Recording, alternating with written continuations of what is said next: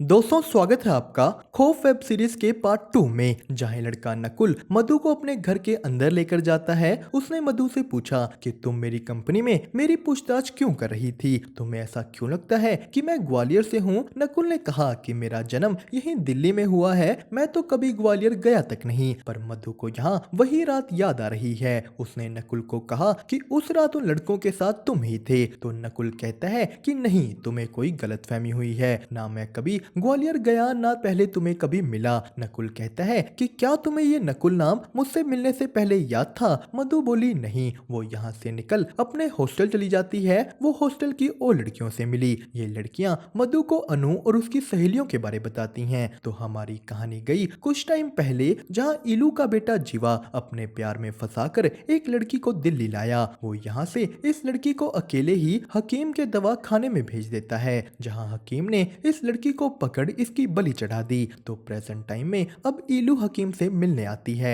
उसने उससे वो बिच्छू दिखाकर पूछा कि तुम इसे क्या करते हो। हकीम ने कहा इसे मैं अपने मरीजों को पिलाता हूँ। हकीम ने ये जहर यहाँ खुद पीकर दिखाया तो इलू बाहर हकीम की ही एक मरीज से मिली। उसे इस औरत के हाथ पर एक निशान दिखता है। इलू इसकी फोटो ले अपने थाने गई। दरअसल उनके थाने में पहले भी ऐसी ही निशान वाली डेड बॉडीज की रिपोर्ट्स आ चुकी थी। इलू को यहाँ एक लड़की की पायल दिखती है तो सीन शिफ्ट हुआ हकीम पर। उसने उस पकड़ी हुई औरत को जिंदा छोड़ा हुआ था। ये हकीम यहाँ इस औरत की बलि देकर खुद जिंदा रहना चाहता है, पर इस बार ये काम नहीं किया। जिस पे हकीम बब्बन को कहता है कि मुझे एक घायल रूह चाहिए, मतलब उन्हें एक ऐसी लड़की ढूंढनी होगी जो बहुत ही दर्द में हो, जख्मी हो। तो तभी उसे लाना का फोन आया, जिसके बाद सीन शिफ्ट होता है हॉस्टल में, जहां मधु अपने कमरे को सजा रही थी। उसने यहाँ कुछ नई सहेलियां भी बना ली हैं, पर तभी छत से पानी टपकने की वजह से ये ग्राइंडर चला और एक लड़की का हाथ कट गया।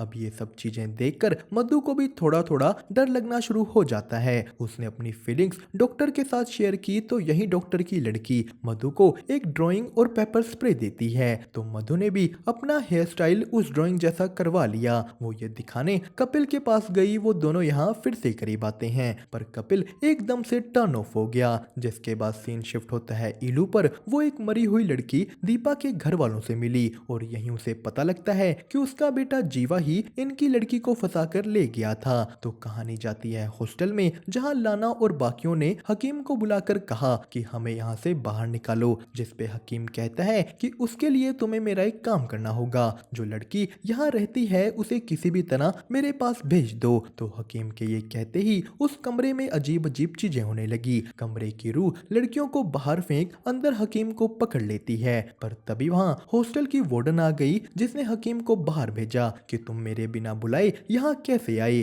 तो हकीम ने जाते जाते लाना को एक काम दिया कि मेरी दी हुई दवाई किसी भी तरह उस लड़की को पिलाओ, और जब उसे बहुत ज्यादा डर लगने लगे उसे मेरे पास भेज देना। जिसके बाद सीन शिफ्ट हुआ फिर से इलू पर। उसके घर में मिली पायल और उस लड़की की पायल सेम निकली। तो तभी इधर हॉस्टल में अनु की सारी सहेलियां एकदम से ही मधु से अच्छी तरह बिहेव करना शुरू कर देती हैं। उन्होंने उसे बातों में फंसा कर वो दवाई मिली चाय पिलाई। जिसके बाद मधु कपिल के साथ बेला और नकुल की एंगेजमेंट पार्टी में चली जाती है। मधु ने नकुल से उस दिन के लिए माफी मांगी तो पार्टी के बीच ही कपिल मधु को साइड में ले गया, पर मधु यहाँ अनकंफर्टेबल थी। वो लोगों को आते देख कपिल पर चिल्ला देती है। कपिल गुस्सा हो गया। वो शराब के नशे में अपने दिल की बात कह देता है कि जब तक हम साथ रहेंगे वो चीजें नहीं भूल पाएंगे। तो कपिल ने यहाँ मधु को एक और सच बताया कि जब तुमने बैक स्टेज से मुझे अपनी फोटो भेजी थी, मैंने शो ऑफ करने के लिए वो अपने एक दोस्त को भेज दी कि आज मैं मधु को साइड में लैब में मिलने वाला हूँ, और ये बात और फोटो उसका दोस्त पूरे ग्रुप में भेज देता है।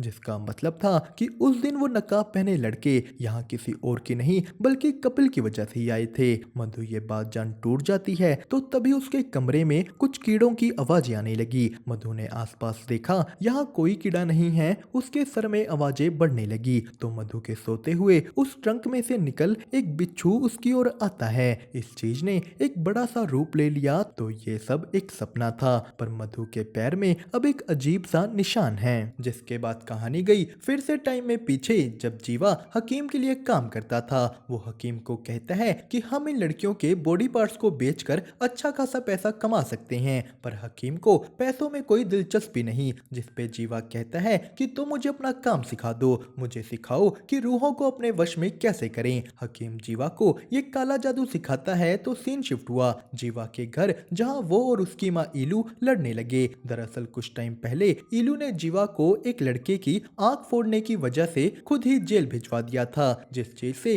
जीवा गुस्सा है कि तूने मुझे गटर में फेंक दिया। पर ईलू कहती है कि अगर मैं तुझे जेल ना भेजती तो उस लड़के का बाप तुझे जान से मार डालता, मैंने बस तेरी जान बचाने के लिए ही तुझे जेल भेजा। ईलू जीवा को कहना शुरू कर देती है कि मुझे छोड़कर मत जा बेटा, जिसके बाद कहानी आई आज पर, जहां मधु के पैर में दर्द बढ़ता जा रहा था और वो लड़कियां उसे फिर से चाय पिलाने की कोशिश कर रही हैं। तो यही मधु कपिल से बात करना बंद कर चुकी थी, वो उसे साफ कह देती है कि दोबारा मेरे पीछे मत आना। मधु ने कपिल की वो फोटो वाली बात नकुल को बताई। नकुल मधु को संतावना देता है कि तुम सच में बहुत स्ट्रांग हो। तो तभी इधर उन लड़कियों में से एक लड़की निक्की के घर वाले उसे मिलने आए। निक्की एक अमीर परिवार से बिलोंग करती है, पर वो अपना घर बार छोड़ यहाँ हॉस्टल में रहने लग गई थी और अब उसके घर वाले उसे उनके बिजनेस से भी निकाल रहे हैं। वो लोग यही बातें करते हुए हॉस्टल के बाहर की ओर निकल गए और इससे पहले निक्की उन्हें रोक पाती, निक्की की नाक से खून आने लग गया।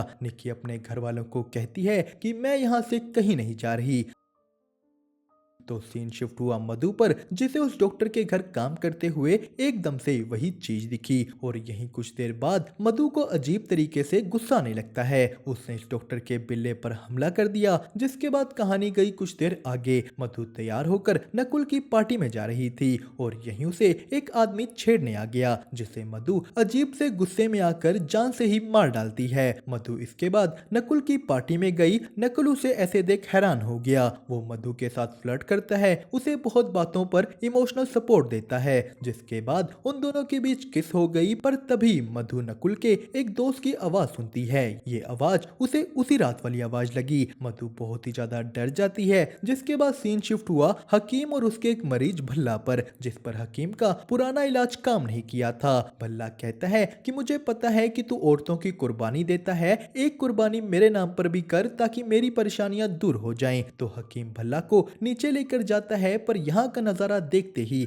भल्ला डर गया। वो यहाँ से जाने की बात करता है, जिसपे हकीम ने उसे मार डाला। हकीम कहता है कि मैं कोई बंदर नहीं जो तुम्हारे पैसे फेंकने पर नाच कर दिखाऊंगा। अब इसके बाद कहानी गई फिर से मधु पर, जिसे वो चीज बार बार दिखती जा रही थी। मधु डर के मारे रोने लगी, जो सुन बाकी लड़कियां यहाँ आ जाती हैं। मनु ने उनको कहा कि इस कमरे में कुछ है, तो वो सभी मधु को अनु के बारे बताने लगी, जिसके बाद मधु भी उन्हें नकुल और उस सब के बारे बता देती है। पर इसी वक्त में लाना मधु के खाने में वो दवाई मिला रही थी। उन्होंने मधु को ये दवाई पिलाई तो कुछ देर बाद मधु का दरवाजा जोर जोर से खड़कने लगा।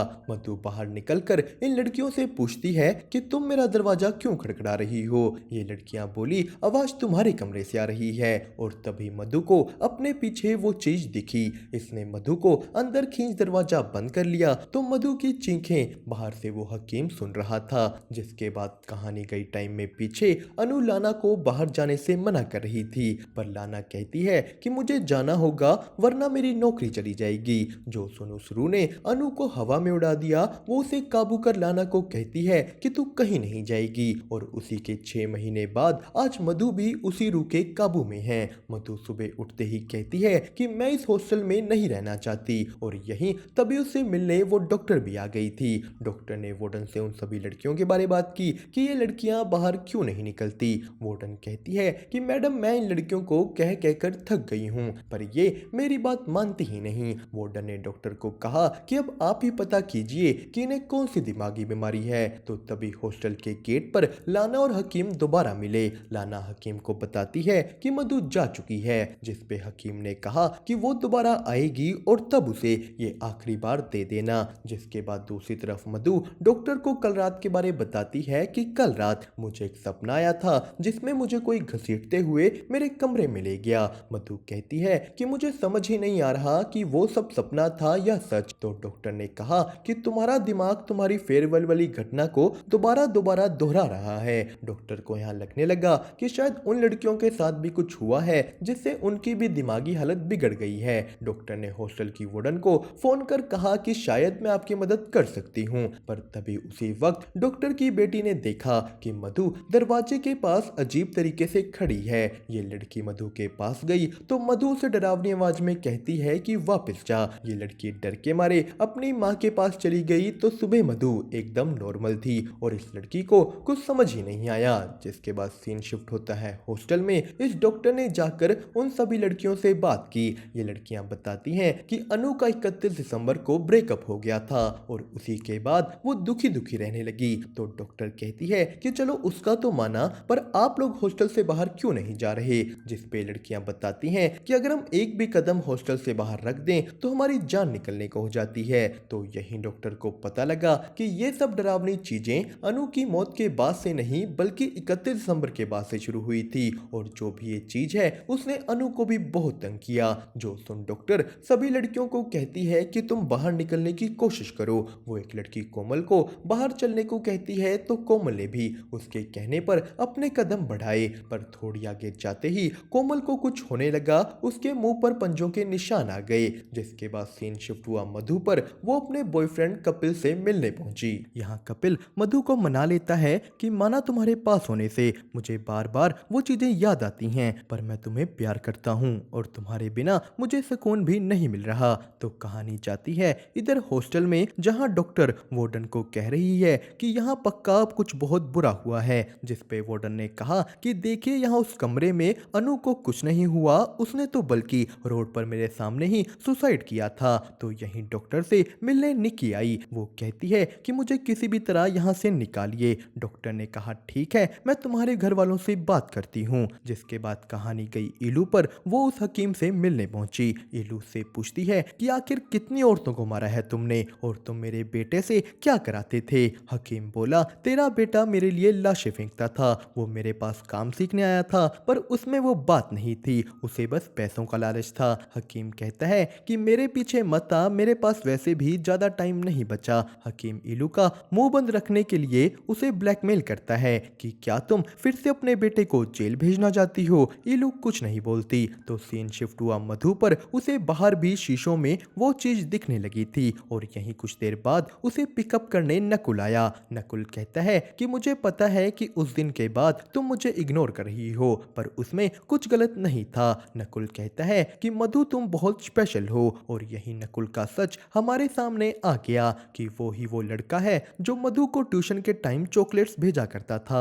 और जब मधु ने उससे मिलने से मना कर दिया, नकुल को लगने लगता है कि मधु ने उसे यूज किया। नकुल मधु के लिए एकदम पागल था और कुछ सालों बाद जब नकुल मधु की वो फोटो देखता है, उसे गुस्सा आ गया कि मधु दूसरे लड़के के साथ कैसे है। उसने अपने दोस्तों के साथ मिलकर मधु के साथ वो सब किया, तो अब मधु उस पर पेपर स्प्रे डालकर बाहर भागने की कोशिश करती है, पर नकुल के दोस्तों ने उसे पकड़ लिया। नकुल मधु को यही मारने वाला है। उसने ऐसा करने के लिए अपने दोस्तों को भी मनाया, पर एकदम से ही मधु गायब हो गई। वो जंगल के बीच भाग जाती है। नकुल और उसके दोस्त भी उसे ढूंढते हुए उसके पीछे भागे। यहाँ एक लड़का मधु को पकड़ लेता है। उसने मधु का गला दबाकर उसे मारने की कोशिश की, पर मधु के बेहोश होते ही वो रूह सामने आ जाती है। उसने इस लड़के को मार डाला। मधु आगे जाकर दूसरे लड़के को भी बड़ी बेरहमी से मार देती है। जो देख नकुल सीधा यहाँ से भागा और तभी इधर पुलिस स्टेशन में इलू को अपने बेटे जीवा की मौत की खबर मिली